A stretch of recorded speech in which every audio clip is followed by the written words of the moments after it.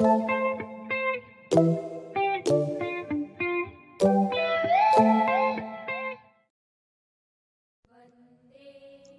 Students, last time हमने गुंजन पाठमाला का chapter number 5 हमारा तिरंगा झंडा कंप्लीट किया था।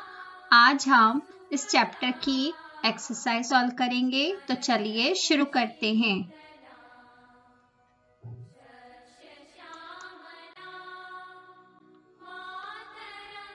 पेज नंबर 38, दिए गए शब्दों में से सही शब्द चुनकर वाक्य पूरे करो। यहाँ पर हमें कुछ शब्द दिए हैं और हमें यहाँ लिखकर उनसे वाक्य पूरे करने हैं। पहला लिखा हुआ है केसरिया रंग का अर्थ है बहादुरी। तो केसरिया रंग किस बात का प्रतीक है? बहादुरी का प्रतीक है।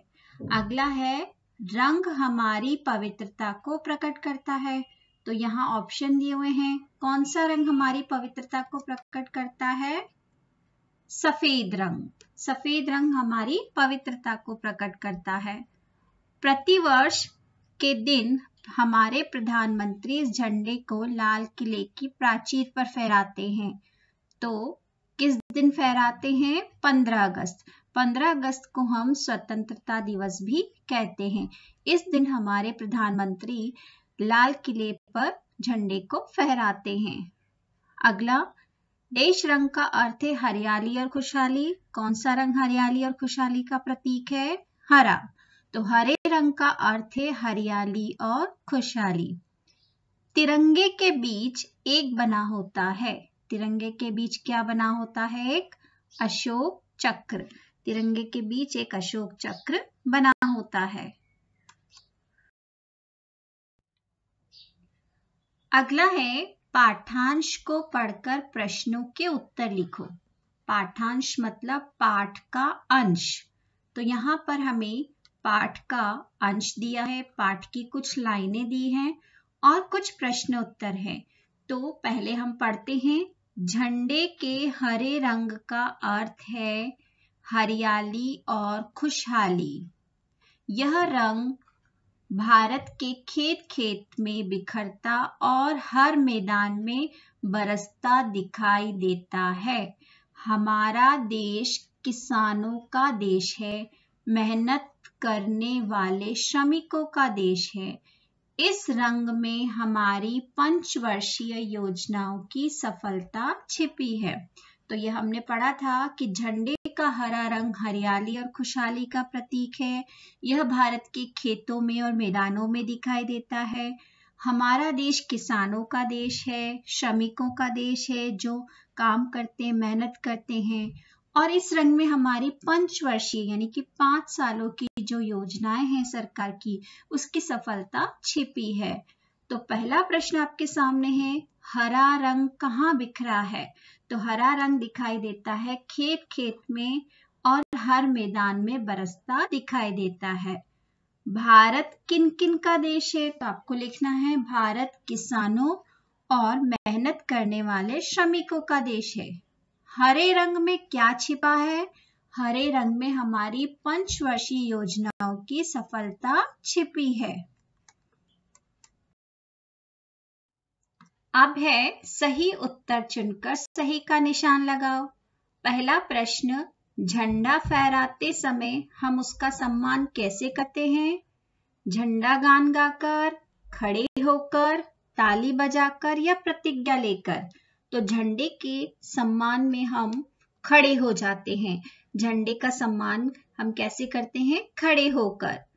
झंडे के किस रंग में पंचवर्षीय योजनाओं की सफलता छिपी है? हमने अभी थोड़ी देर पहले ही पढ़ा कि झंडे के हरे रंग में पंचवर्षीय योजनाओं की सफलता छिपी है। पेज नंबर 39, भाषा ज्ञान। पाठ से चुनकर निम्नलिखित वाक्यांशों और शब्दों के लिए एक एक समानार्थक शब्द लिखो। यानी कि हमें समान अर्थ वाले शब्द लिखने हैं इन वाक्यांशों और शब्दों के लिए। वाक्यांशों मतलब वाक्य के ये अंश हैं, पूरा वाक्य नहीं है लेकिन कुछ शब्द हैं ये। जैसे केसर के रंग का, तो केसर के रंग का, इसके लिए हम एक शब्द क्या लिख सकते हैं? केसरिया। इसी तरह से 5 सालों की, तो 5 सालों की के लिए हम लिख सकते हैं पंचवर्षीय। अगला है 3 रंगों का, यानी कि तिरंगा। आजादी, स्वतंत्रता, शपथ, प्रतिज्ञा, प्रण, सूचक, प्रतीक, निशान या चिन्ह। अगली एक्सरसाइज देखने से पहले हमें विशेषण और भाववाचक संज्ञा के बारे में पढ़ना होगा।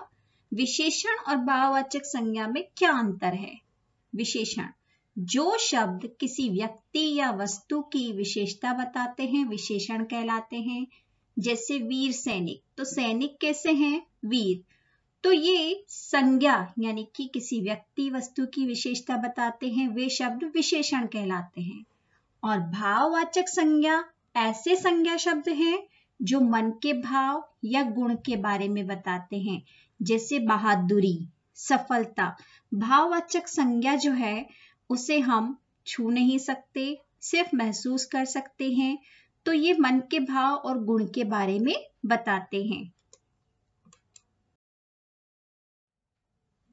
अगली एक्सरसाइज है विशेषण शब्दों से भाववाचक संज्ञा बनाइए। विशेषण मतलब जो शब्द विशेषता बताते हैं और मन के भाव या गुण को हम भाववाचक संज्ञा कहते हैं। जैसे बहादुर से बहादुरी, आजाद से आजादी। आजाद, जैसे हमारा देश 15 अगस्त 1947 को आजाद हुआ, इसीलिए हम आजादी का दिवस कहते हैं। 15 अगस्त को हम आजादी का दिवस, आजादी का दिन कहते हैं। खुशहाल, खुशहाली, सफेद, सफेदी, ये है भाववाचक संज्ञा। अगला है स्वतंत्र, तो स्वतंत्र से क्या बना है? स्वतंत्रता। पवित्र से पवित्रता, महान, महानता, सफल, सफलता। तो इन शब्दों में हमने ता जोड़कर भाववाचक संज्ञा बनाया है। तो बच्चों, यहाँ पर आपका चैप्टर कंप्लीट हो गया। अब आप सभी को टेक्स्ट बुक एक्सरसाइज कंप्लीट करनी है। आई होप आप सभी ने नोटबुक के नोट्स भी कंप्लीट कर लिए होंगे। Bye bye everyone.